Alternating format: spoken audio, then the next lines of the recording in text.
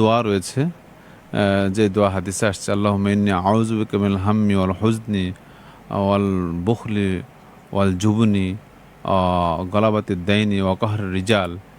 এই দোয়াটি খুব গুরুত্বপূর্ণ পেরেশানির জন্য।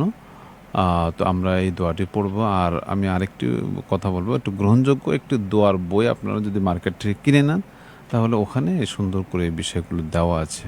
জি, আশা করি আপনি মৌলিক কথা হচ্ছে, যে যেই অঞ্চলে থাকবে সেখানে আল্লাহওয়ালা ব্যক্তিরা, নামাজি কালামি লোকজন বা দিনদার লোকরা যেই পোশাকটা পরে অভ্যস্ত, সেই পোশাকটাই হচ্ছে ইসলামী পোশাক।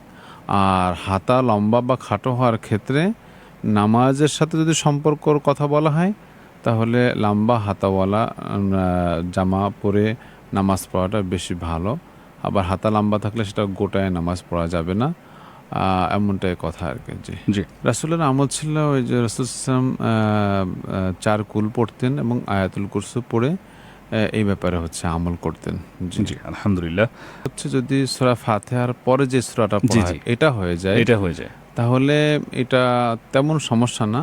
এটা মাকরুহি তানজিহি না হয় যেন খেয়াল রাখা হলে এটা খুব ক্ষতি না। সেজদে সাহু দেয়া লাগবে না, অনুত্তম। তবে অন্য সূরা পড়ার ক্ষেত্রে মানে খেয়াল রাখা। জি।